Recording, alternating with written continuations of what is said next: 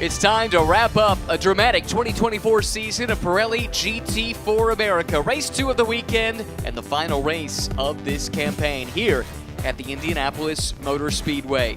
The Pro-Am Championship, well, that's taken care of, but we've got a winner-take-all scenario at both the Am class and the Silver class that will be taken care of here in the next 1 hour of racing time. And it's done at the biggest venue of them all, at least as far as motorsports is concerned, right here at the Indianapolis Motor Speedway. Hello, my name's Ryan Marine. Calvin Fish is alongside. This has been brewing all season, Cal. 2 fantastic championship fights, and we've got 60 minutes to settle it. Yeah, the Pro-Am battle was clinched here on Friday, but certainly there's 2 other championships very close. Just 4 points separate the 2 Silver class leaders and 7 points separate the 2 Am class leaders, so lots on the table here today to fight for. We'll do our best to keep you up to date on those point situations as they develop over the course of this race. But look at this field of cars as ever. GT4 America going from strength to strength. If there's a manufacturer that you have an affinity for, chances are it's represented on this grid. And the racing has been so good this season and here at Indy in particular. Yeah, it really has. I mean, this is a great racetrack for these cars. They can go side by side through a number of these corners on the 2 twisty sections. Obviously, there's a lot of horsepower needed down these long stretches here at Indianapolis, so that can be a factor. A little bit warmer conditions here this morning than we saw in race 1. That could play a part in the action too. Third member of the broadcast team is Amanda Busick, who is standing by with one of the championship contenders in the Am class. Hey, gentlemen, yeah, beautiful morning here in Indianapolis. Just continues. Rob Holland and I were talking about how freezing it was here 1 year ago, but certainly not today. And as the guys were talking about the Am Championship and what could happen here today, you were walking my way, and you just said simply that you think you're going to win it. Why? We've had a good car all weekend. You know, we've got Jaden starting in the car, and he's just been awesome all year. But, you know, also we've got the team car up there. You know, we've got Miles Rowe. You know, he's been amazing all weekend. So now having 2 cars with all the data, all the information, I think the cars are just absolutely dialed. So we're starting from pole in class, and, you know, just hopefully we can do what we did yesterday, let Jaden take off and give me a nice gap, and we can cruise to the finish. Good luck here today, Rob. Thank you, man. Appreciate it. Seems as calm as could be given everything that's at stake. Rob Holland, though, a veteran. He's been in this game a long time. He's raced in everything from the World Touring Car Championship to British Touring Cars, lots of laps around the Nürburgring, Nordschleife. And I suppose if you've done a lot of laps at the Nordschleife, nothing's going to faze you. No, I don't think anything will intimidate you. If you can hustle a race car around that circuit, it's something else. Cars starting to come to life down on the grid, and we're about to roll out now. On yesterday, I guess it was, the first race of the weekend. It was a good day to drive a Toyota Supra. We saw in every class the Supras coming to the fore. Smooge Racing got the overall win with Tyler Gonzalez and Corey Lewis sealing the deal. They'll start out front once again. Think anybody's got anything for those Supras here? I don't know. They looked awfully tough. We said it's a little bit warmer here for race conditions, so we'll see if that plays a part and bring one of the other manufacturers alive. But yeah, they could very easily sweep the weekend based on starting from the pole once again. And a great driver lineup as well in that machine with Corey Lewis, who came on board midway through the season, deputizing for John Chesbray alongside Tyler Gonzalez, the reigning Toyota GR Cup champion from a year ago. Here is Corey Lewis heading out onto the racetrack. They've got Jesse Webb, who's back with JMF Motorsports, making his first start of the season after running a full campaign last year alongside Mackay Stevens. Mackay will be the anchor in that Mercedes lineup. And then just watch this grid make its way out onto the racetrack. Look at the field, the cars, the variety, the drivers in these cars as well, and top-notch teams running them. Oh, very much so. I mean, it's a who's who of sports car drivers here in North America. A lot of these drivers pull double duty in terms of competing in the Fanatec GT Championship as well. So when you get to the end of some of these races, look out. There can be drivers outside of the top 10 that have won races and championships this year. This is one of the championship contenders in silver coming through. Eric Filgaris going for a 3rd championship in as many years, his 2nd at the GT4 level. It would be if he was able to get it done. Won a GT3 title in the SRO America paddock last year. That's part of that silver class fight, along with Kevin Boehm and Kenton Cook. Then in AM, we already heard from Rob Holland. He and Jaden Lander are going toe-to-toe with Chris Wilson, who's on his own line in the points because his co-driver from the majority of the season, Paul Sparta, suffered injuries in a crash at Road America. He's in good spirits. He's here at the racetrack. He's anticipating testing a car at Sebring in as soon as possibly November or December, but he's had to miss races, had to miss the end of the season, so that leaves Chris to fight for the title on his own. And Michael Kanishak, who they've drafted in as Paul's replacement, Michael was really strong yesterday. Yeah, he's done a really nice job filling that spot for Paul Sparta while he recovers from his injuries, as you mentioned, Ryan. But they've got a lot of work to do. They're pretty deep in the pack, and Rotec looked to be very strong there, about mid-pack overall. So got to really dig deep here if they're going to turn this championship around, coming in 7 points behind. Here's the starting grid. Corey Lewis on the Rover pole position. Jesse Webb alongside. Dario Capitanio, didn't talk about him much in that TPC racing car yesterday, but he was really fast. Danny Deselski for VPX Motorsports will start in the fourth spot. Then it's Kenton Cook, one of the silver class contenders, in fifth. Austin Crines will start sixth for the RS1 team. Row 4 of the starting grid belongs to Zach Anderson. He and Colin Garrett came into the weekend with an outside shot at the title for Auto Technic Racing. Next to the former open-wheel driver, Josh Green. Miles Rowe, another open-wheel ace. He'll start ninth in his first ever sports car weekend. Next to Eric Vilgaris, trying for that championship along with John Capestra-Dubetz. Ryan Eversley, a winner yesterday. And Rodrigo Baptista in row 6. Matt Milligan and Jaden Lander in row 7. Lander going for that title on the AM-Class pole. Tyler McQuarrie starts 15th next to Hannah Grisham. Michael Oriema, that car was fast in the hands of Mateus Laced yesterday, starts in 17th next to Charlie Postins.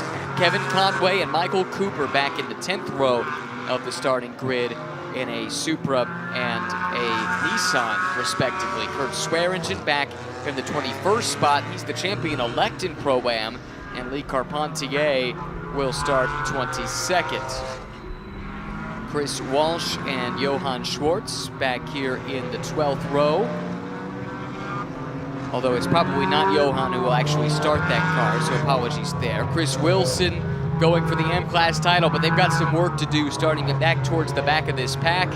And we think it'll be Roman DeAngelis starting the car instead of Gray Newell there in the 13th row. Nick Longy and Alex Garcia fresh out of a touring car where he finished on the podium just a few minutes ago.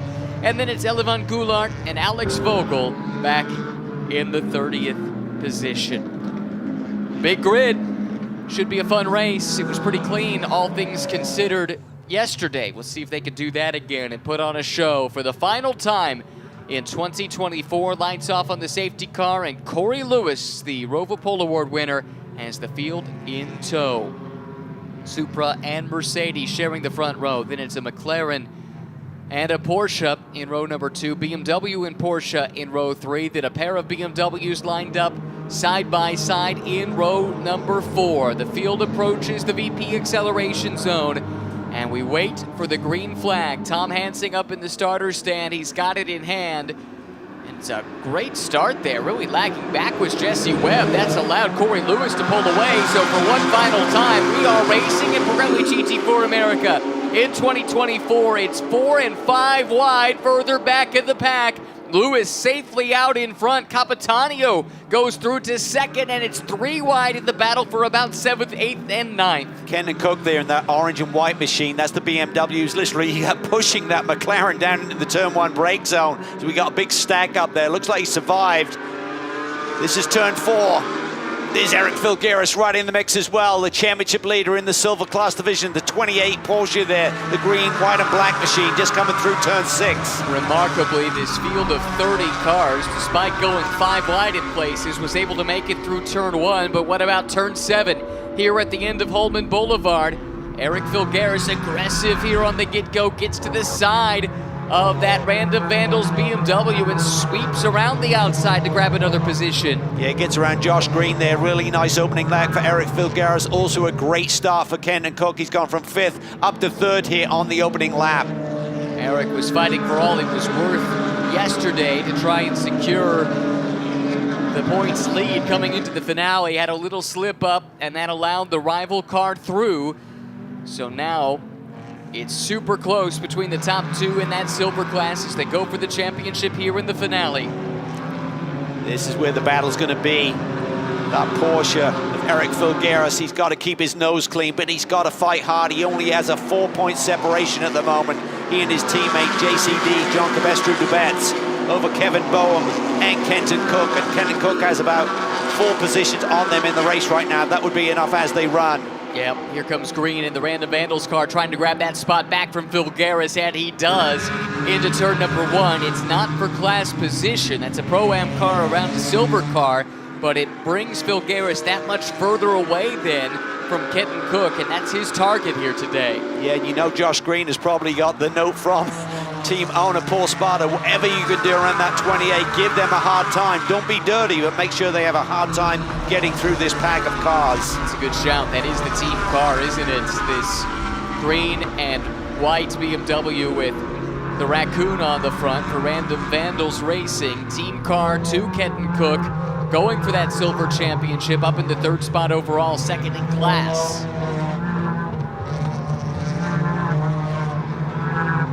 Tight quarters racing here, cut and thrust in the mid part of the field. That's what GT4 racing is all about, though. Cars are quick. They make some downforce through aerodynamics, but not so much so that they can't run close together. It's some of the best road racing you will find anywhere on the planet. Out front, Corey Lewis in firm control, just like they were yesterday. Smooch Racing flexing its muscle in the final race of the season. Charlie Poston's making some nice moves. I believe he's got the lead in the M-Class division. Got around Jaden Lander here in the opening couple of laps.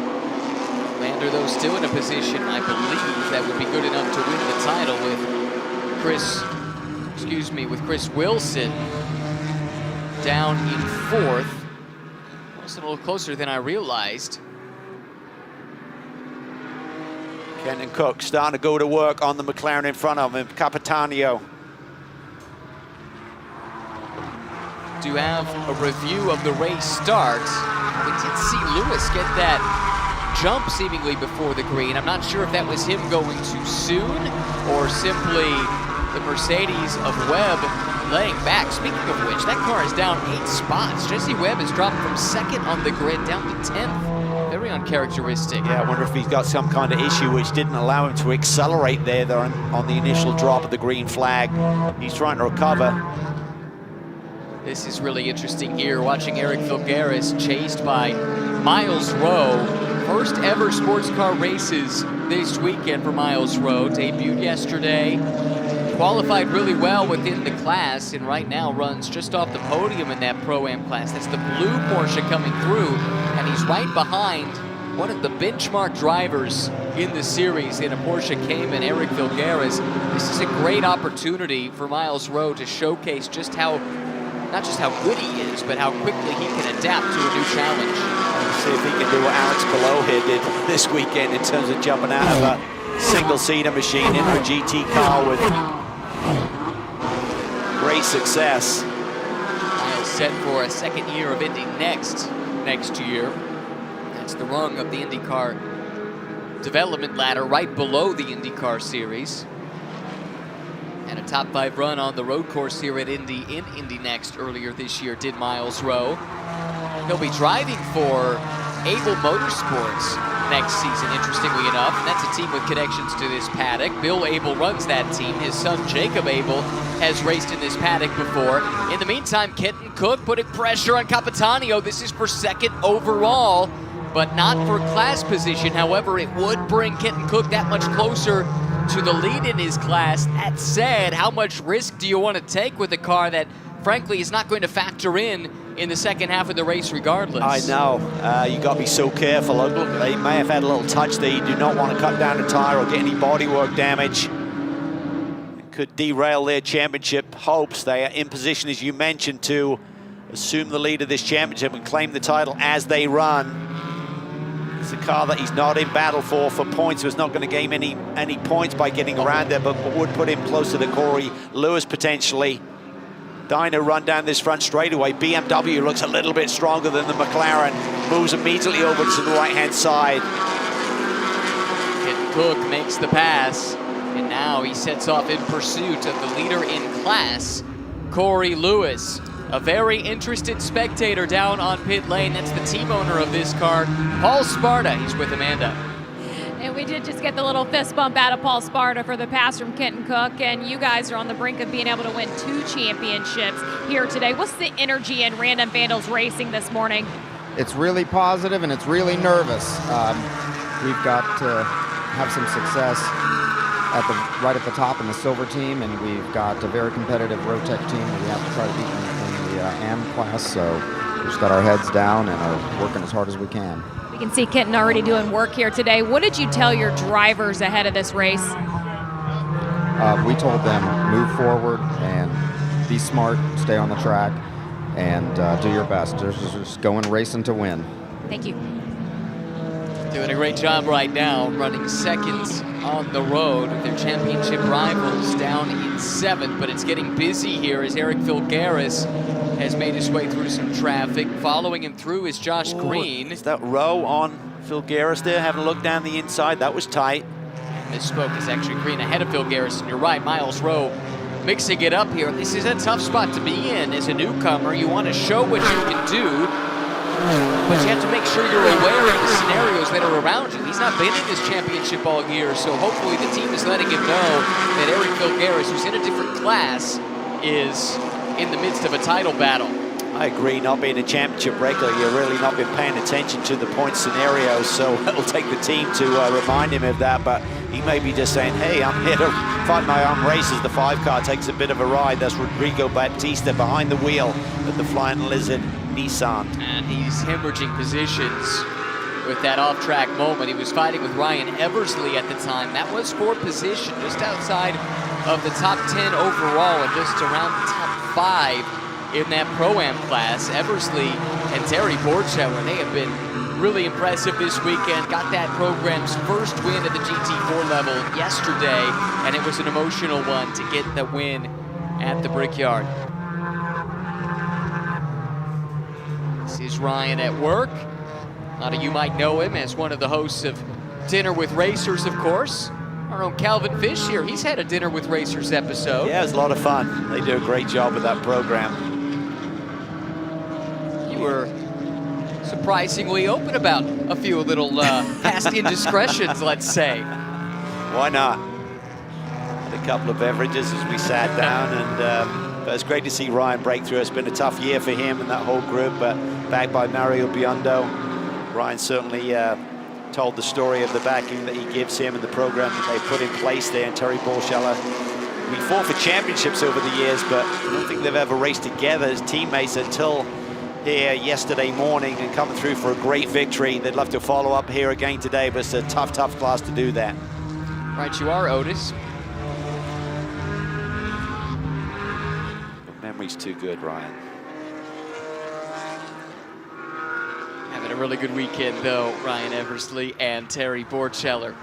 Here we go. This is Josh Green. I mentioned him as a former open-wheel driver. Came up through the road to Indy. Ran out of opportunity, ran out of budget. This happens to so many of these talented drivers, but did a test for Random Vandals earlier in the summer.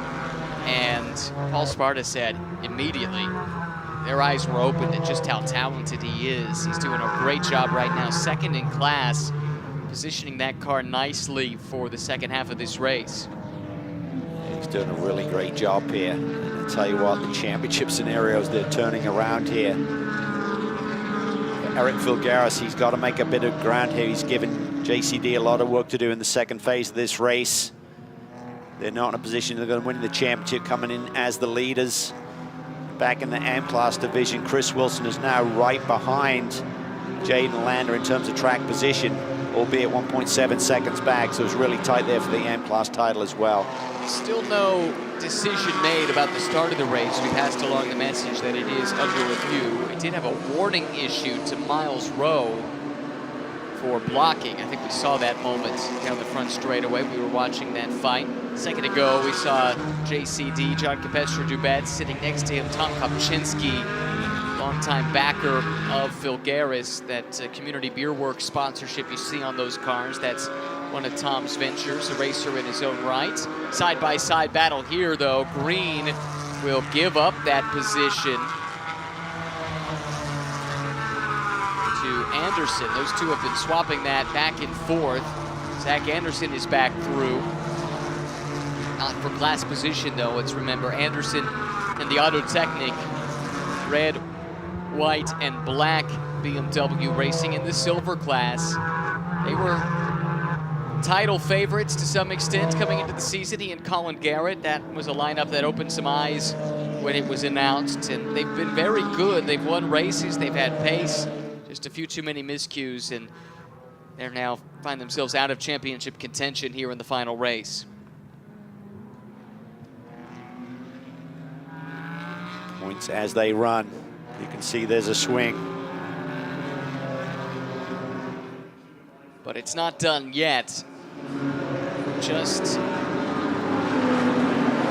change of position for Phil Garris and JCD to bring them level on points. Tiebreaker would be most wins. We'll have to work that one out.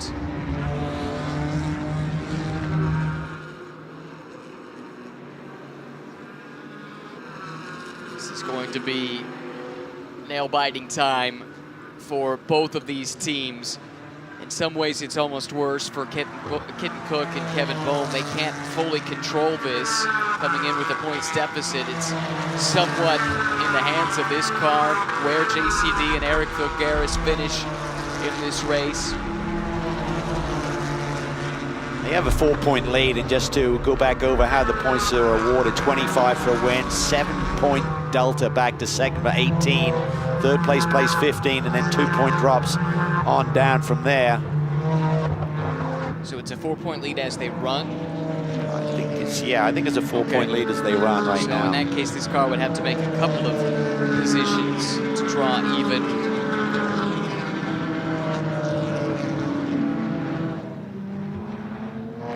Pretty calm race so far. No argy-bargy, everyone doing a really nice job.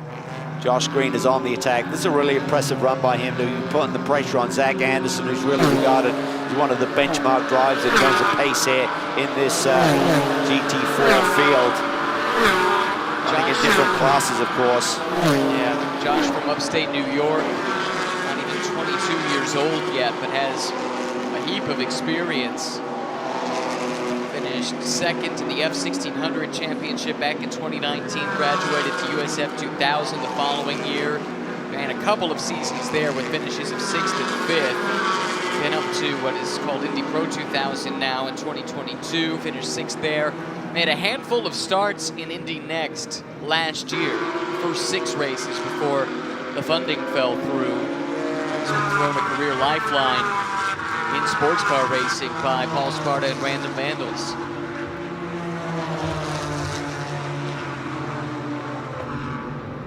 Let's take a quick note of where things sit in AM. Charlie Poston's leading. Jaden Lander now has dropped down to second. Chris Wilson is right behind him. Yes, the gap has stayed pretty stable, about 1.7 seconds here for the last 3 or 4 laps, so seems like they're very evenly matched. But Chris Wilson has to get ahead of the 0.99 and make up some ground. He starts this race 7 points back of the duo of Lander and Holland. It's Matt Millian getting around Charlie Poston's. These two in different classes as well. Poston's and James Clay had won the last 2 AM-class champions, came into this year, I think if you would hold the paddock, as heavy favorites, but it has been a trying season to say the least for that excellent pairing. They've won a couple of races, but have had too many down weekends. It would be a big boost in morale heading into the offseason if they were to take victory in class here today, and that's the position they find themselves in at the moment. 8 minutes away from when that pit stop window will open, where we'll see a driver change. 108 seconds is the time. Oh, issues here. Is that the Kurt Swearingen championship car? Yes, it is. Big issues, it would appear. Lots of steam coming out from under the hood of that Porsche. Good thing for them. They've had this title wrapped up, so they didn't have to worry about the result here today. But that is not good news for Kurt Swearingen and Kai van Berlo. No, not good news for this leader of the race, Corey Lewis, either. Could be good for Kenton Cook. And also good when you think about it, if we think about Eric Filgueras, if there's a compression, we talked about the pit stop window opening up in about 8 minutes. If we do have to go full course yellow here, they'll compress the field. I wonder if this is related. Yeah, I think it was. Lee Carpentier with right front damage in the NOLA Sport number 52. This radiator punctured, safety car out. That does eliminate any gap that had been built. By the way, the start of the race has been reviewed, no action taken.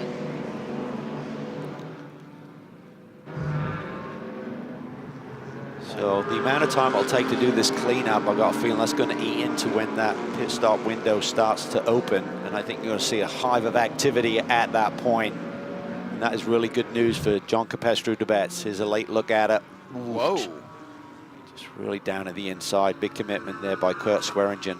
Almost looked like something was wrong the way he came in there with what appeared to be unabated speed into the side of the NOLA Sport car. But that is what brought out the safety car with 42 minutes to go. This brings back memories of the race at Barber where that pit window opened when half of the field had gone by under safety car, but the other half had not, and that opened up an opportunity for the back half of the field to take advantage. We'll have to wait and see how the timing shakes out here, but let's keep that in the back of our minds. And while we do so, let's hear from John Capestru-Dubets, who's going for a title here today, Amanda. He absolutely is doing just that, Ryan, as he puts on his racing gloves, helmet already on, ready for what is ahead. What is your anxiety right now? Oh yeah, I was anxious coming into this race, more for excitement. I feel we got a really good car, and I'm going to do everything I can to get these boys back in front. But yeah, I have a big challenge ahead of me here. Eric was running behind the sister car for Random Vandals Racing. Early thoughts of what you've seen from the Porsche this morning? Yeah, it seems like the BMW is showing a little stronger today than it did yesterday. It's always later in the race that the BMW really shows, but when you got the Random Vandal guys behind the wheel, they seem to put it up front all the time. And so, like I said, big challenge. We'll see if our Porsche can hang in there and if I can get the job done for us today. Good luck today, JCD. Thank you, Amanda.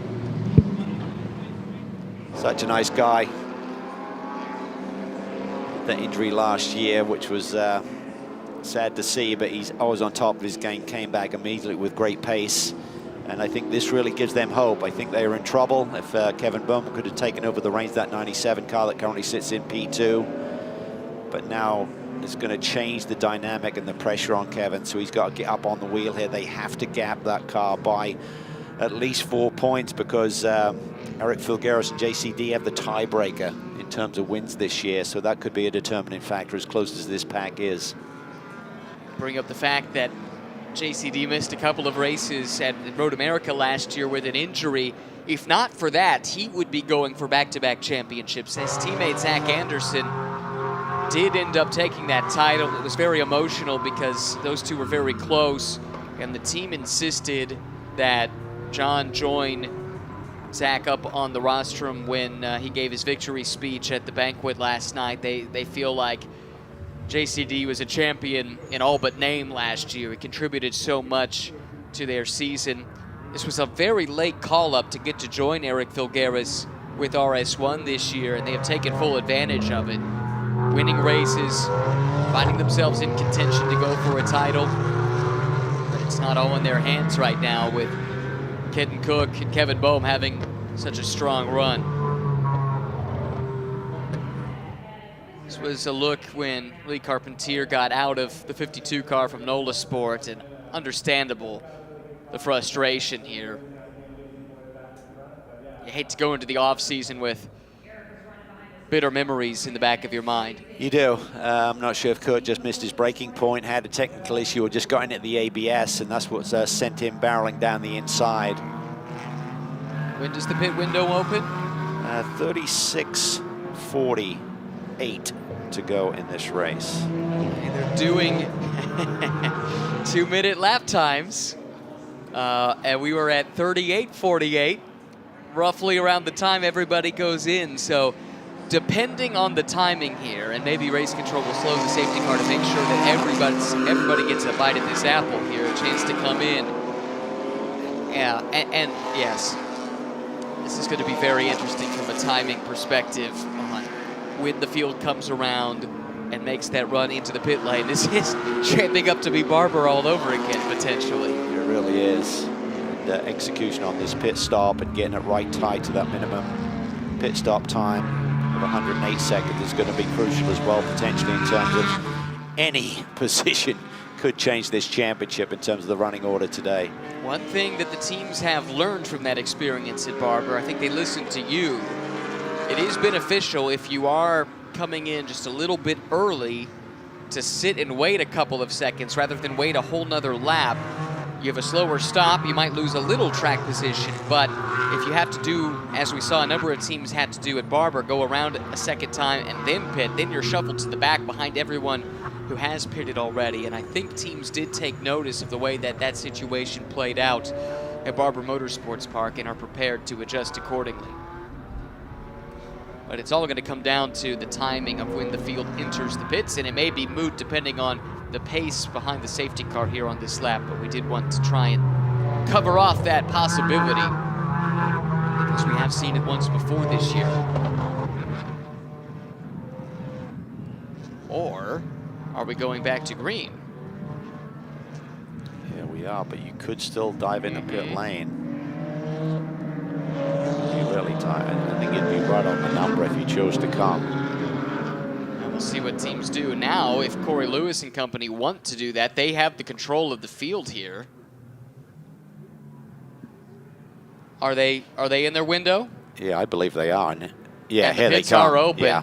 Oh, this is going to be really interesting. Half the field stays out. Another half will come in to take advantage of this. Coming to the safety car, that promotes Dario Capitanio to the lead of the race. Some of the Pro-Am lineups might want to stay on track and try and maximize the drive time for their faster driver. We'll see how this shakes out in the wash. Half the field in the pits, the other half on track. We're back to racing at the Indianapolis Motor Speedway. Josh Green looking inside of Capitanio, also inside of the Porsche. That's Dieselski, but unable to make the move. In the meantime, that's Miles Rowe in the other Porsche looking feisty. He's running up in the 4th spot now. Driver change underway for RS1. Championship leaders come in, as do the chasers. The Random Vandals machine was in. Lewis was in. He'll turn it over to Gonzalez, looking to sweep the weekend for the Supras. Job done for Eric Filgaris. It's now up to John Capestro Dubets. How about for this car? Won yesterday, started on pole again today. The changeover from Corey Lewis to Tyler Gonzalez. Chris Wilson in as well. Here we go. This is going to be tight. I think this was a great break for RS1 to tighten things up. Yep. There it goes. He's going to come out right behind Kevin Bohm. Now they get separated by the Supra. Oof. And that puts Random Vandals in the lead of the race. Extra 7 points to win. And they're getting gapped here. That's the auto technique, maybe number 51 jumping in there. That would be Colin Garrett now behind the wheel if that is that machine. The other thing we'll have to do is check the pit stop times to make sure everything is fine. Here comes the field. Oh, this is going to be very interesting as the field comes in. Those that pitted are going to be blending in roughly at the same time while all these battles are ranging. Kevin Bohm with a great getaway, but look at this, he enters right in the midst of this battle and is a lap down. So if a yellow were to come out, they would be trapped a lap down. That would factor into the strategy here too. Nice little break there for Bohm. He got on with the program as soon as they got out of that timing line, which designates pit out. He got on with the program. I don't think the Supra did, so that really helps his task in terms of gap and JCD a little bit further as well. He's got to be on it right away. This is really difficult. Fresh out of the pits, no time at all to try and figure out what you've got under you. And Kevin Bohm finds himself in the middle, and there's contact. One of the championship contenders makes contact. He drops to the back of the pack, and I'm sure that will come under scrutiny from race control. Oh, such a tough position. He had Miles Rowe on one side, Austin Crines on the other. Couldn't make it work out. JCD has gone through and passed the 97 car. That will give the championship to them as they run. See how this developed again. You just got this overlap of the cars. Same sets of tires, just nowhere to go for Kevin Boehm. Two Porsches kind of pinched him. Now he'll have to get up on the wheel and try and recover. He got the break initially coming out of the pits, found that nice little gap to squeeze into, but then the contact off track, and now Random Vandals finds themselves on the back foot. What a dramatic final championship day. We've seen it in other classes here this morning. Be determined by contact, maybe this one as well.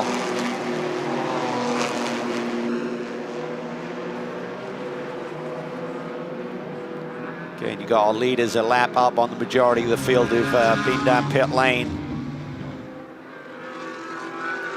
Let's not forget that the pit lane minimum stop time is longer than a lap time here at Indy.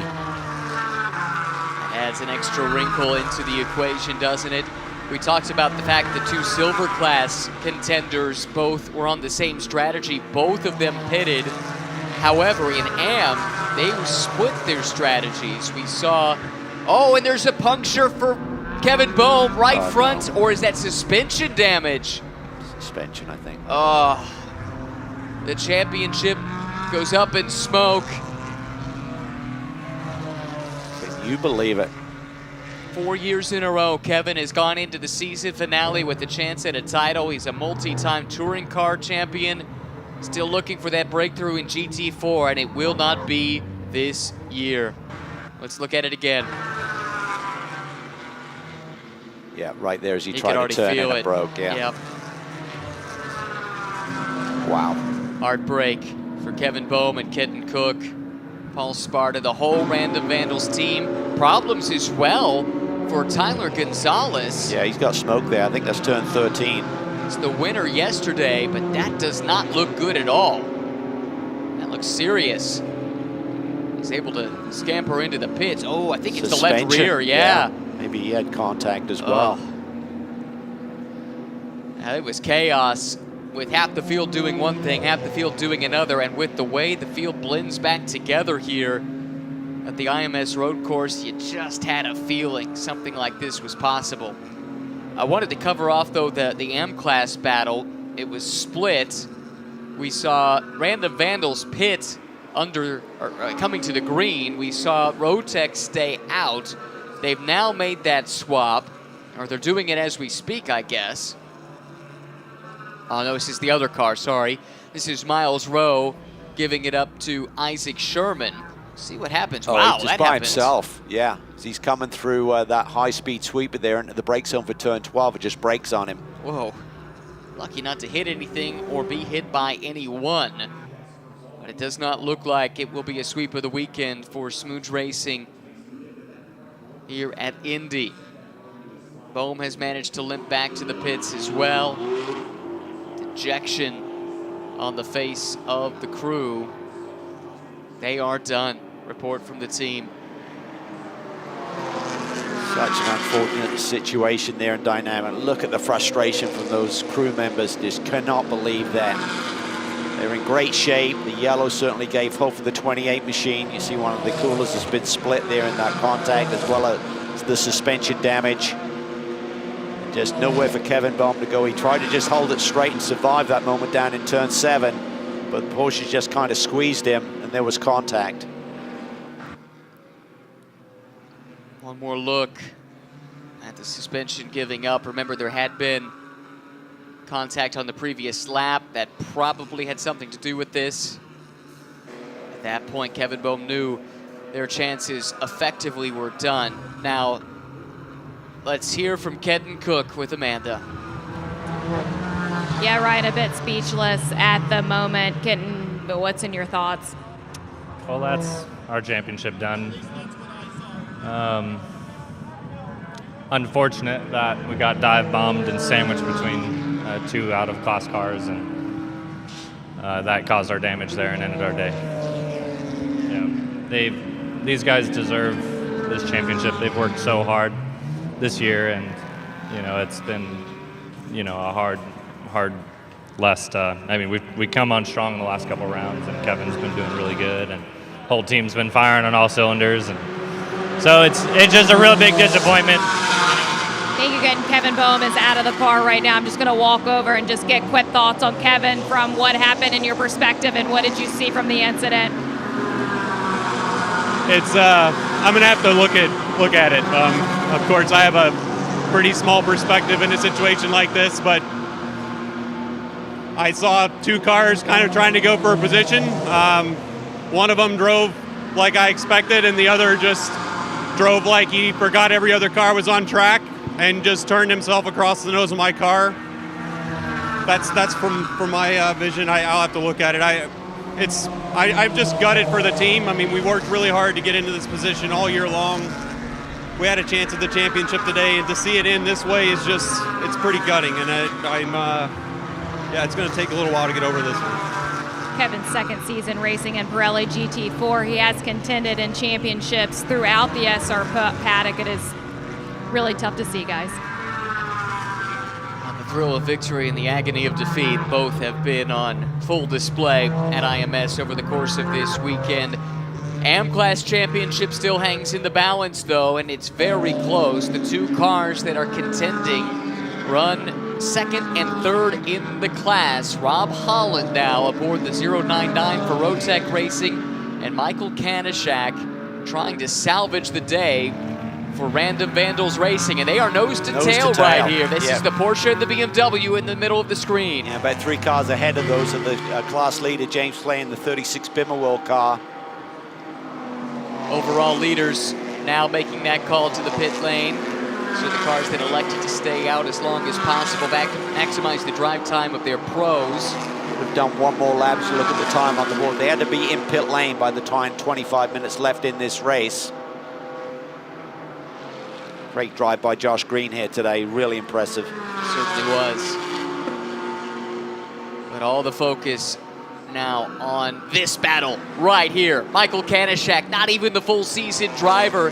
He got drafted in to take the place of the injured Paul Sparta, and now Chris Wilson's championship hangs on the result of Michael Kanishak, who edges in front of Holland. The two do touch, but the BMW is through to the second place in the class. Yeah, Rob Holland didn't want to give it up. There's a little bit of contact there. Hopefully no damage to either race car. But right now, that would be a 3-point swing. They came in 7 points back, so they need to keep focus forward. They got to go chase down that leader, James Clay, or they need Holland to drop back further into this AMP class pack. That's right. That pass in and of itself isn't enough, but it was step number 1.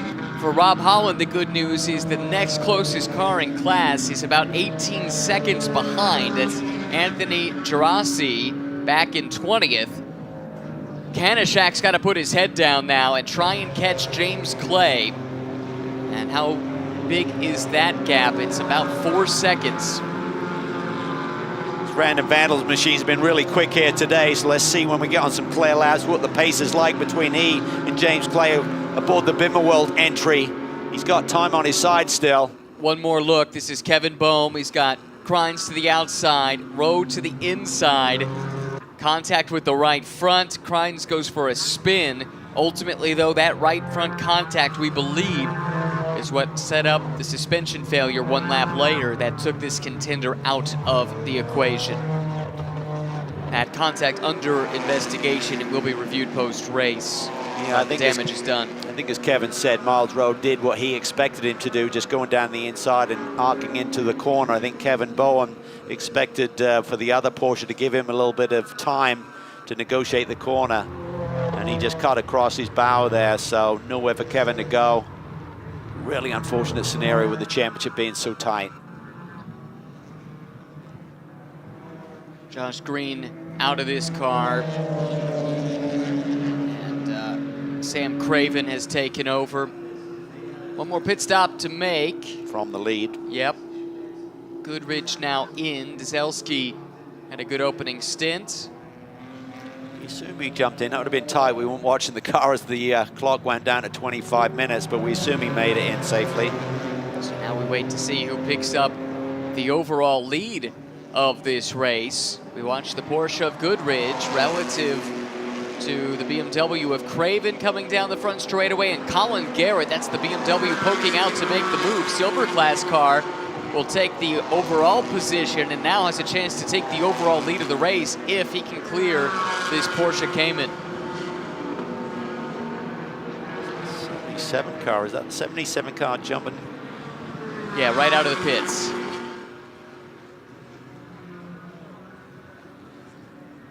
Dzelski started that machine. It's probably saw Alex Ellis in at Barber. They have the lead then still, right? They do, Yeah. they do. So trying to chase him down is Colin Garrett. Oh, and he's off. Just missed his braking point there, Caden did, and off the road in turn 7. So Garrett is through for class position and for the overall lead of the race. Tough position to be in there for Goodrich on his debut weekend, to get thrust out there and right out of the pits. Has to try and fight to hang on to the lead of the race. Let's check again and see as Mackay Stevens knifes to the inside of Craven. Stevens is taken off. He now runs second in silver. Garrett is his target. Stevens, though, slipped wide a little bit, and Craven fights back. Sam looking stout. And that BMW, traditionally pretty good in a straight line, but the Mercedes counters midway down the front straightaway. Stevens needs to make quick work of this car as he looks to chase down Colin Garrett for the lead of the race in silver and overall. Kanishak in the AM class, his pursuit of Clay. One car in between the two of them now. That's Hannah Greenmeyer. And James Clay, the class leader. If he can overhaul Clay and take the lead of the race, he should have enough points to win the championship for his teammate, Chris Wilson. Last lap, he's a couple of tenths quicker than James Clay. That's not going to get it done. It's not really a big delta. Let's see the next few laps, see if he's inching ever closer. Gap right now is right 2.4 seconds. Would you see two BMW teams cooperate? Yeah, exactly. I was just thinking the same thing.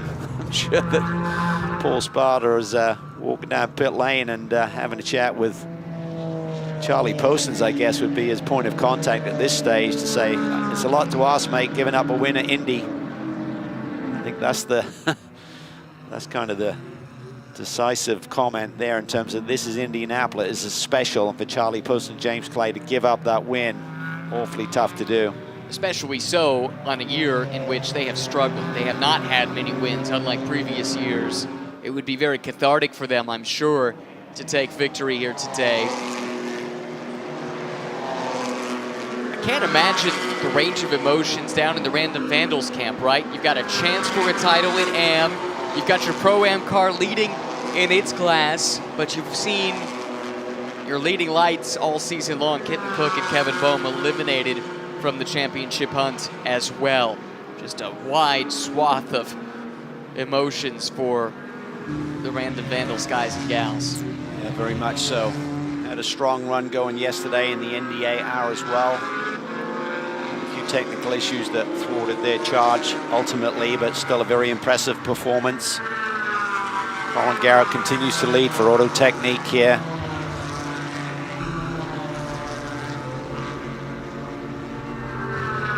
Mackay Stevens is chasing him down.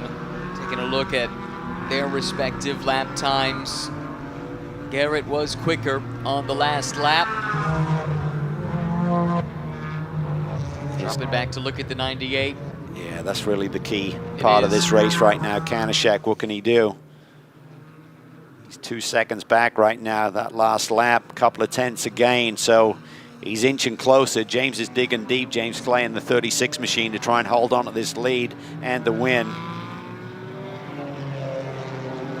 Still a lot of time left in this race. Oh, that was tight there. Coming off the front straightaway, dropping the wheel. Sam Craven, I think. Yes.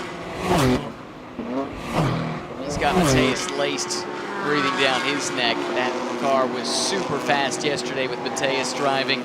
Circuit performance on Race Vision powered by AWS. That tells you where that Mercedes has been stout. Sectors 1 and 2.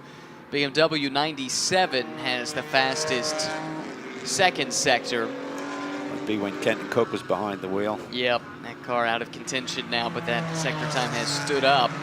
Here is Mateus laced. Freedom 100 winner, multi-time Indy 500 starter. IndyCar experience on this road course too. D'Angelo's trying to make some moves on Caden Goodridge there, so Goodridge got lucky to recover from that moment on his out lap. When he came out of the pit lane, I had to double check that he hadn't lost the lap, but they certainly timed that nicely. They did. Comparing these two times, not a surprise. These teams on alternate strategies here, with Craven doing the finishing stint up against the Pro in this Pro-Am lineup with Mateus laced. And Laced has been reeling him in hand over fist, as you can see on that graphic, over the last 3 laps or so. And Laced has got a lot of pace here. It's not inconceivable that he could go chase down the leaders, Garrett and Stevens, for the overall win, but looks like he's certainly got his eyes set on Craven first for that Pro-Am class lead. And how about the ups and downs of this day, of this weekend for RS1? Eric Filgaris, John Capestro-Dubens, they find themselves in a position where they will take home the title despite finishing off the podium thanks to misfortune for their rivals. Gap between Clay and Kanishek down at 1.2 seconds. There it is. Clear of the traffic now, so now it's head-to-head. Now there's Clay. He's got his team car ahead of him, James Walker Jr. Gonna be on the radio, right, to James? James is in a fight of his own. Demir Hatt's not far ahead. Oh, Kanishek is coming quickly here, Cal. Look at this.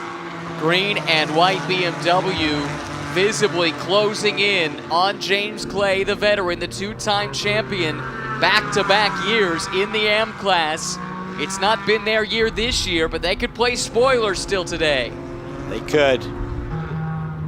If he gets in front of him, that would be enough as they run. Then the next question would be, can Rob Holland catch James Clay?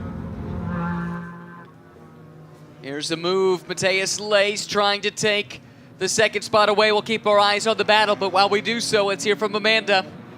Well, Calvin was kind of teasing maybe Paul Sparta would make his way down to Bilborough to talk to this team. Well, actually, it's the co-driver Chris Wilson making his plea to the other AM entry for Bilborough to see what they might do for him. And Chris, I'll just go ahead and stop you right here. What did you say to Bilborough? Just talking to them about how their car's handling versus ours. That's all. Wishing them the best of luck. How hard is this watching? I hate this. This is the worst. Good luck. Thanks. Wilson's fate in the hands of Michael Kanishek, whose Lumarank light seems to be loose. Uh-oh. That's flopping around. That can be very distracting. Well, not only that, we had a car called the pit lane yesterday in the 8 hour because of that issue. We did. He is there. Can you imagine what's going through the mind of Michael Kanishek, who's called in to help Chris Wilson finish off this title run? Yeah. Called in off the bench. Yeah, just amazing. And Holland is not kept with this group, because I was going to say the next point of reference would be if Kanishek got the lead, but then Holland got around Clay, they would be tied in points. Holland and Landa have the tiebreaker by most wins, even if the Random Vandals car wins here today. They got 4 wins on the year to 2 for Chris Wilson. So still a lot to play out here, and James Clay is really the determining factor in all of this. Chris Wilson, despite what he told us, has likely made his plea. This is a win on the line for James Clay and Charlie Postins. Those don't come easily, as they have learned this year. If perhaps they forgot, given all the success they've had over the past 2 seasons, this year has been a reminder of how hard this game can be. Here comes Kanishek, big run. Does. Inch and closer, inch and closer. Got to be careful there. There's no grip right down to the inside if they do go 3 wide there. James Clay, middle of the road. I don't think he wants to give it to Kanishak. Kanishak working him over there through turn 2. This is awfully tight between the two BMWs. Championship considerations on the line. Race car over to the left-hand side of the road. That could be a factor if we want to see a full course yellow. He's back underway, the 94. Oh, that was Craven, who was running in the top 3 in the Pro-Am class, but he is able to keep going. This battle we're watching effectively is for the championship. As they run, Rob Holland and Jaden Lander would take the AM class title. But if Michael Kanishak, who was called in when Paul Sparta was injured to fill in alongside Chris Wilson, if he can make the pass on James Clay, Chris Wilson would take the AM championship in 2024. That car, whatever the issue was, has them out, that car out of the way, so we're told that is in a safe spot. We won't go yellow for that. 13 minutes still to go in the season, and the AM Class Championship hangs in the balance. Kanishak wagging its tail of that BMW as he put the power down at turn 12, wringing the neck of this race car, trying to find the performance. We know James Clay can be a tough competitor. He doesn't want to give up this Indianapolis victory. Well, we saw him go defensive into turn 1 a lap ago. I think that answers any questions about whether or not there might be cooperation. Could there be cooperation between team cars here? Clay goes by his teammate and the car he owns, and James Walker, and Walker prudently will let these top 2 go through. This is the fight for the win in AM, and it's effectively the fight for the championship as well. Wilson in this BMW has a shot at it, but right now it would be the Porsche duo of Lander and Holland. And look at this, Mackay Stevens has caught the race leader. Yeah, he's really been cutting into that gap by 3 or 4 tenths of a second a lap. He'd love to go off at the end of this championship year with a victory here. Mackay Stevens has teamed up with Jesse Webb once again. They've had so much success in the past, claiming multiple victories. Matthias Leist is now up to third. He's about a couple of seconds back of this lead duo, however. Third, but the leader in Pro-Am. That would be a great result for Rintec, for Matthias Leist and Michael Oriema. They've won a couple times already this season. Oh, but this is so good. Can't take your eyes off of it. Clay and Kanishak. Clay, a known commodity in this paddock. He's been racing here for years. He's got those championships we've been talking about. Kanishak comes from the NASA, the National Autosport Association. Looks to the inside, ranks. gives him a little nudge, tries to loosen him up on the entry at turn 13. This is heating up the intensity right now for this win. Thought about the bump and run. Clay was able to absorb it. Out onto the front straightaway we go, and at the end of that front straightaway, the battle for the overall lead is underway between Mackay Stevens and Colin Garrett. Stevens in that Mercedes, making his first start with this team this season. Remember, he was dropped by Tech Sport earlier in the year, but got the call up to join here at Indianapolis, and he's doing a great job. Change in position, Cal. Kanishak is through. He has gotten through. What does James Clay? He runs a little bit wide there. So important to keep the tabs on that Random Vandals machine. He has not done that. And this is all going to benefit Chris Wilson. Rob Holland not in the picture right now. Didn't expect this to play out this way here today. Let's look at this.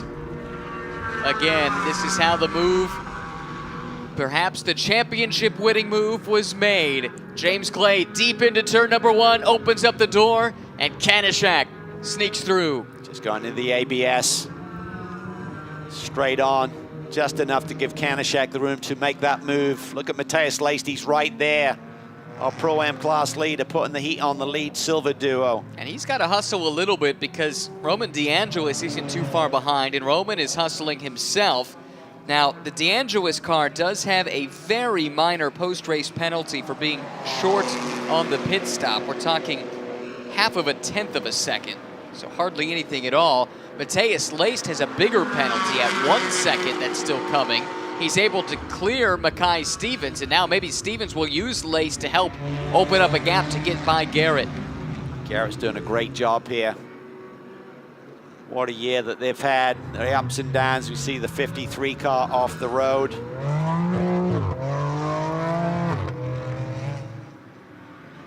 Tyler Stone behind the wheel of that machine currently. Able to rejoin. So Leist now splits the top 2 in silver. Again, he's got to hustle because he's got that 1 second penalty that is going to be added to the end of his run. Keep an eye on this. Kanishak and Clay still close together. It was only 0.3 of a second at the line. So this championship bid is not done yet. Here it is, James Clay heaping the pressure on the 2023 NASA National Spec E46 champion, Michael Kanishak. Yeah, he's got the pressure back on. He's regrouped nicely. He made a little mistake down into turn 1. Then it looked like he ran wide through turn 4, but he's regrouped, got back into his rhythm, keeping the pressure on. This is a tough racetrack to defend from.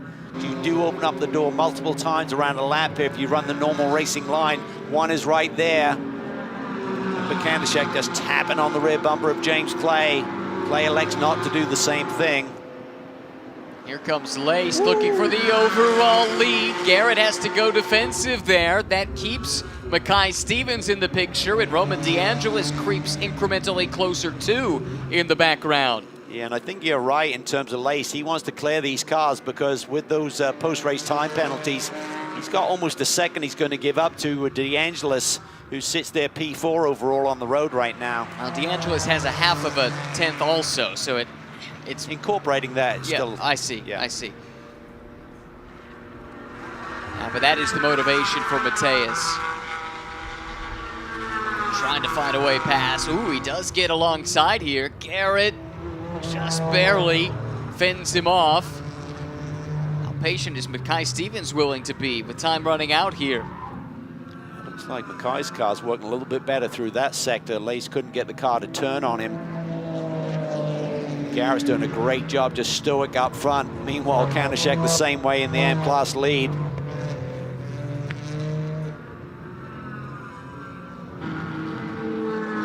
It's looked like he's been able to build a bit of a margin here. It's as comfortable as it's been, and in the position he runs, his teammate, Chris Wilson, would be the 2024 champion in the M-Class. Stevens so close to the wall there on the exit of turn 14.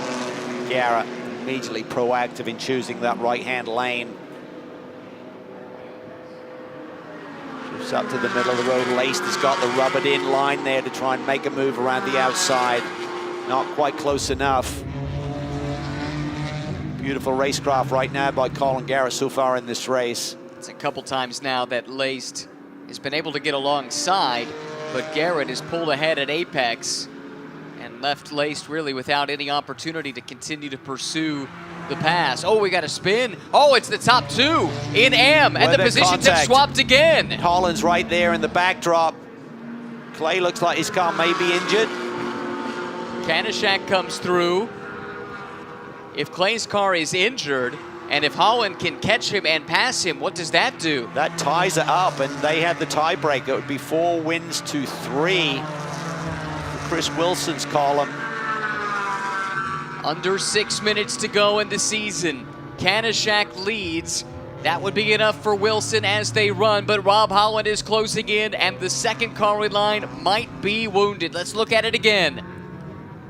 Clay just basically runs him over, just was waiting for Kanishak to turn into the corner. We saw Clay get into the ABS the lap before when he lost the lead of this race. Cal, if he is penalized for that, it actually hurts Random Vandals. It does. They've got to be asking for no penalty, even though they got spun out. Yeah, I totally agree with you there. If Clay is to come to pit lane, it's going to open the door for Rob Holland to assume that second position, and that's all he needs. Is there any room for the stewards to look at that situation and think about the fact that a penalty actually hurts the car that you're trying to help, you know, in theory with the penalty? I think so. I really think there should be. It's a tough one. 5 minutes to go. Jaden Lander out of the car, watching Rob Holland try to win a title. Let's hear from him now with Amanda. Jaden, if this comes down to a tiebreak, your resume would be on display. How much faith do you have in Rob Holland? I mean, he's been in the industry for forever.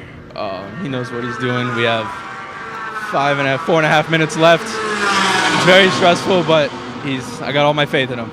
And Ryan, I can attest it's stressful. His knees are going and his chest is rising and falling here on pit lane. You could hear it in his voice as well. Laced made a bid for the lead, couldn't get alongside Colin Garrett. Garrett playing some remarkable defense here in the second half of this race. It seems to have stabilized in the AM class, there is a note from race control that the contact has been noted. That does not mean a review, so it looks like play on, and I wonder if they factored in what we've talked about, that a penalty, even though, you know, James Clay by the book probably is at fault for avoidable contact, that would have the opposite impact on the race and on the championship that they would be looking to impart with that penalty. The other thing is that they didn't change position. Right. They continue in first and second, so I think all of those things may be playing into the random vandal's favor at this point in time.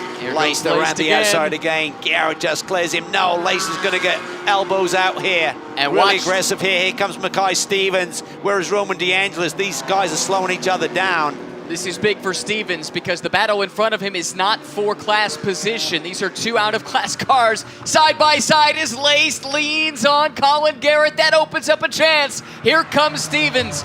Laced is through to the lead of the race. Now he's got to scamper away because he's got that penalty coming his way. Stevens now finds himself under attack from Roman DeAngelis all of a sudden. Yeah, Roman DeAngelis on full send right now. He clears Stevens, it looks like. If he can clear that auto technique car and basically get within a second of Matthias Lace, that would give him the victory, similar to what we saw last night in the Indy 8 hour, where the car on the road wins the race, but then falls back a spot due to a post-race penalty. This is Pirelli GT4 America. It is not over until it's over. That's always true, but it's especially true in this series. Whoa, DeAngelis drops a wheel, but he still flings it up the inside. He's gonna run Garrett wide. That brings Stevens into the equation once again. The top two in silver now side by side, and Stevens has the run up off the banking onto the front straightaway. DeAngelis just trying to escape the draft here. Stevens has the run. What's gonna happen when they get down to the brake zone? Stevens will have the rubber in line over to the left-hand side of the road. Can he break a little bit deeper than Garrett? Yes, he can. Lap traffic to deal with. That's Michael Garcia, who's making his debut. He wisely stays wide and gets out of the way, but Mackay Stevens has made the pass. That Mercedes goes to the front of the field in the silver class as they look to cap off 2024 with a race win. Matthias Lace has to have a 1 second gap. The post-race penalties, when you do the math, is 0.98. That is the gap that he's got to work with. He has a 1.03 second penalty, but DeAngelis has a 0.5 penalty. Side by side again, Garrett fighting back. He gets to the side of the 34 machine, but Mackay Stevens has the answer this time. It'll be the white flag. Next time by. 1 lap remains in the 2024 Pirelli GT4 America season. Lace lead is big enough right now to get around that penalty situation. What a fantastic finish here for our championship finale. It's been a barn burner. Here's the fight in AM class. It's still Kanishak nursing that margin over James Clay. Rob Holland, try as he might, just can't get to these two BMWs here today. Just getting word from race control, because the 36 car didn't get that first place position, no action on that incident between the 98 and the 36. White flag, 1 lap to go. Matthias Lace leads overall. Gray Newell trying to get within a second to take that position back. Here's contact. Touch. Garrett, Stevens into turn number 1. BMW and Mercedes all behind the Aston of Roman DeAngelis. Stevens is able to fend off the challenge. Beautiful racecraft there by Mackay Stevens. We've talked about it for years now, his ability to feel cars around his flanks and know exactly where they are. Feeds a handful of opposite lock, though, into that Mercedes. It's not totally comfortable underneath of him, and he's lost some momentum. Here comes the BMW again. What will Stevens do? He goes low, but Garrett goes lower. Down Holman Boulevard, the BMW to the inside, looking for the lead in the silver class, and Colin Garrett snacks it away. Stevens tries to do the crossover. Really tight here through the final handful of corners. 1 chance remaining for Mackay Stevens, and that's in turn 12. These two drivers at the top of their game, going at it hammer and tong for the win in the silver class. Kanishak still leads in AM. It would be enough for Chris Wilson to be crowned the champion. Matthias Lace lead is big enough as they run. A little bit of lap traffic up ahead as well that they'll need to deal with. But Matthias Lace and Michael Oriema will wrap up the 2024 season with a victory at the Indianapolis Motor Speedway. Rentec Mercedes wins race 2 at IMS. Roman DeAngelis is second. The win in the silver class to Colin Garrett. He comes out on top in a thrilling duel with Mackay Stevens. John Capestro-Dubets takes RS1 across the line, and he and Eric Filgaris will take the championship. Now we wait further back. We wait for Kanishak to come through. Where is Kanishak? Here comes James Clay. Kanishak slowed on the final lap, and James Clay, Charlie Postins take the win. Rob Holland has come through in second. Rob Holland and Jaden Lander on the final lap of the season take the M-Class title. Can you believe it? Kanishak has some kind of technical issue on the final lap. Let's take a look and see what happens here to this race car. Let's look back on the final lap. Watch the Random Vandals car. Everything looks fine. In control. Just loses power. Just loses power. Clay can't believe that he's suddenly closing in on that fellow BMW, and Holland can't believe it either. Makes the right choice, obviously. By the time they get to the stripe, he's got to be thinking, this is enough. With the lead they had coming in. Wow. With 2 corners to go, the championship changed hands. I'd hate to think that's a fuel issue for Random Vandals. They lost a GT3 victory at Barber Motorsports Park. The pace was hot here today. Wow. He's still rolling, so maybe it was something different. Paul Sparta just cannot believe it as he walks away from the pit box. What a devastating day for Random Vandals in total. 2 championships potentially in play for this team coming in. They get neither, both in heartbreaking fashion. That is motorsport. Well, let's take a breath and look at how the final race of 2024 played out. Mateus Lace, Michael Loriema on adjusted time still by 2 seconds over DeAngelis and Newell. Lace had some amazing pace in that car in the second half of the race. Congratulations to that duo. Zach Anderson, Colin Garrett. What a battle between Garrett and Mackay Stevens. They changed the lead in silver multiple times in the final couple of laps. The BMW prevails, though, ultimately in that duel. And almost lost in all of this, John Capestro-Dubets and Eric Filgaris, they get up on the podium and they win the championship. They had the quiet day they wanted, no drama. They needed a bit of help today, but nonetheless, they come out as deserving champions. And in AM, on the final lap, Random Vandals Racing's BMW, Michael Kanishak behind the wheel, slows on the track. It allows James Clay and Charlie Postins to come through to take the win. It allows Rob Holland and Jaden Lander to come by as well, and they team for the 2024 AM Class Championship. Unbelievable.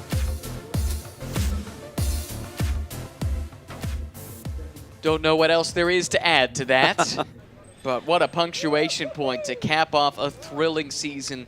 Quite possibly, start to finish, the most captivating Pirelli GT4 America season we have seen since this current format of 2-driver GT4 racing debuted in SRO America a handful of years ago. Yeah, hats off to all of the teams and drivers for keeping it relatively clean this year, and to the stewards in terms of getting the drivers to behave a little bit better. We had a lot more green flag action. There's so much great racing here. That's what we love to see.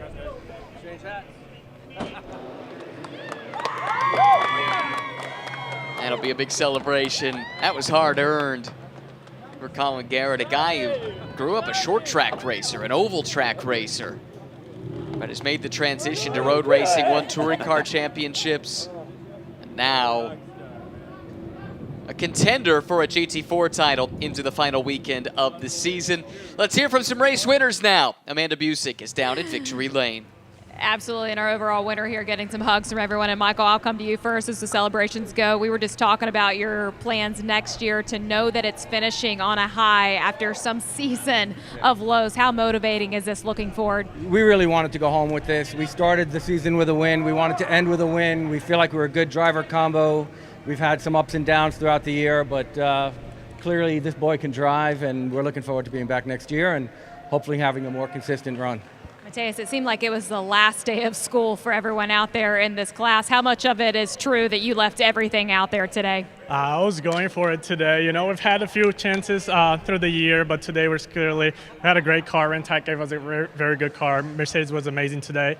I'm just very happy with this win. Michael drove a great race too, so very happy to come out with the overall win here in Indy. Congratulations to those guys. We're going to head over to the silver winner, and I do love that Zach Anderson gets a win here in class, but I'm sure he's pretty happy that his co-driver of last year has a championship. And Zach, I'll start with you. The win today. Colin, what a drive by you today, man. I know that's what you guys are talking about. I'll let you take it. Oh gosh, I mean, what a season. We started the season winning, and we win the season winning. The middle didn't go our way. We should have had a lot more victories, but it's a woulda, coulda, shoulda sport. So I just have to say, Colin, with a breakout victory, like, that was rock star stuff. He held on to pressure. That 28 minutes, I mean, I look up at the clock, and that's a long 28 minutes to see him get reeled in, but not a lot. He wasn't getting chunked, but I know what that feels like as a driver, and for him to keep hitting his marks, to keep his composure, to get past, and then to pass again cleanly with Mackay Stevens. Congrats to JCD and Eric Filgaris for getting the championship. Oh, they did? Yep, they got it. It's just a really cool day. Colin, you were red, you were out of breath. I've seen you multiple times on pit lane this season with your head down, just frustrated by things often out of your control. How much of a relief is this? Oh, this is awesome. I can't thank these Autotechnic guys enough. They've brought a great car all season, like Zach said. I mean, there's so many races that we should have won this year that, just didn't go our way, or, we made mistakes, and it's just to be able to capitalize in this final race and bring home, well, not the overall, but the silver class victory. I mean, it's pretty awesome. And the fight with Mackay there at the end, that was pretty awesome. And there at home where he's in that Mercedes, I know he's freaking good in that thing. So I knew I had my hands full, but that was a lot. So, but again, I can't thank Zach enough for this year. I mean, this season's been awesome, and all the Autotechnic guys. I mean, Rob, Charlie, Ryan, Andy, Kevin. I mean, these guys, they put in all the work all year. So I can't thank these guys enough. Congratulations to those guys. As I head over to your AM winners, gosh, man, they just dominated in class for the last two seasons. We've seen the heartbreak out of this team for things outside of your control as well this season, and that was a lot. Walk us through what's happening there at the end. That was a lot. I knew there was a championship on the line, and I knew Chris was coming. He had the pace to get around me, so that's awesome. I wanted to see that BMW up there. Of course, I wasn't just going to give it to him, so I raced him out, but unfortunately got into him, but made sure he could get back by to go for that championship. He ran out of fuel, and we inherited the race. He drove a hell of a race, and Chris Wilson, good job, and Rotec, congrats on the championship. And Charlie, I know that there was some discussion coming for that championship, but a win matters so much to you guys based on the success to finish it up here in Indy on a high. How much did this team need this? This is the launch pad for whatever we do next year. But I will say, though, that my heart goes out to the random guys. That was hard luck. We ourselves have had a bunch of hard luck, so it's nice to be on the receiving end of some good luck. Heart bleeds for those guys. Great seeing BMW at the top, and it's nice to get to kiss the bricks. Congratulations to Charlie Postins and James Claim. They absolutely will kiss those bricks. I'm going to walk across these bricks as I head to our AM champions of the season. My goodness, Jaden, I'm going to start with you first. And Jaden, I was with you up until the end. I had left to come get prepared for these interviews. Walk me through the last 30 seconds of that race and the roller coaster of emotions. Yeah, I mean, it's crazy. After 14 races this whole year, it's come down to the last lap, last 3 turns. We were all pretty sad on pit lane. We thought Randall's had us. And Brian, our head engineer, comes on the radio. He's like, wait. And that's racing. It's not over till it's over. Rob, I imagine you might have been a little sad on track as well. When you saw a wounded BMW, how quickly did those emotions flip? Well, you still had to get it done, and that's the thing, is you can get really excited about it, but you had to get around him, and so it was like, all right, we'll head down.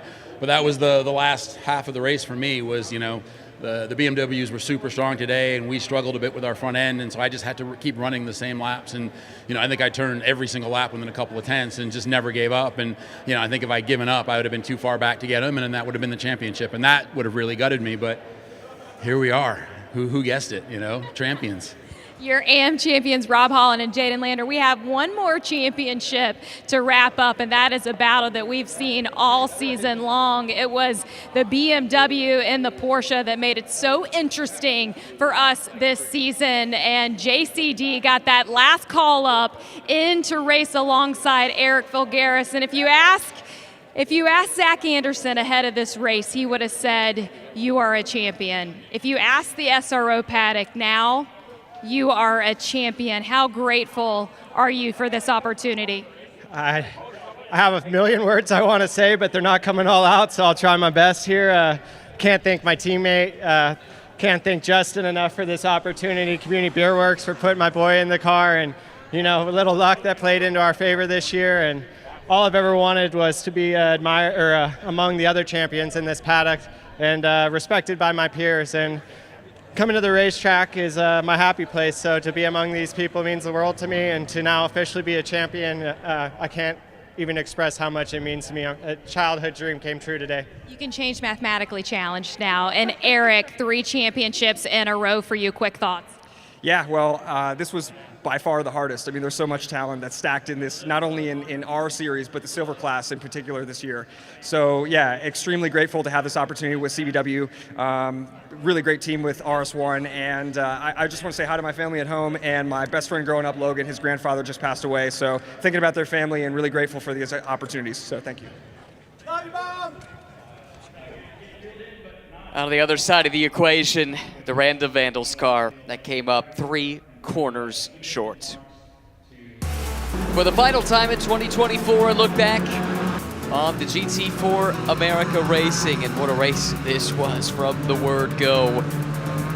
Early on, Corey Lewis controlled the race. We had great battles, though, throughout the multiple classes. Josh Green, really the star of the early stages of this race. The Pro-Am entry from Random Vandals. They had 3 cars. All of them were in the mix at various times. None of them got the result they were looking for.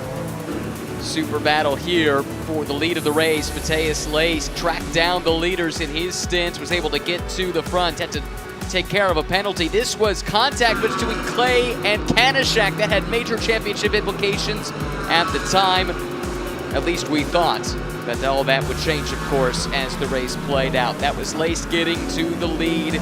Roman DeAngelis tried his best to give chase, but could not quite keep up the pace, allowing Mateus Lace to go through for the win. The battle for the silver class going on in the rearview mirror with Stevens and Garrett. It looked like Stevens had it. Garrett came out on top. Random Vandals slowing on the final lap from the lead in, and they lose the championship. What a dramatic year it was. Thanks so much, and congratulations to all of our champions in 2024.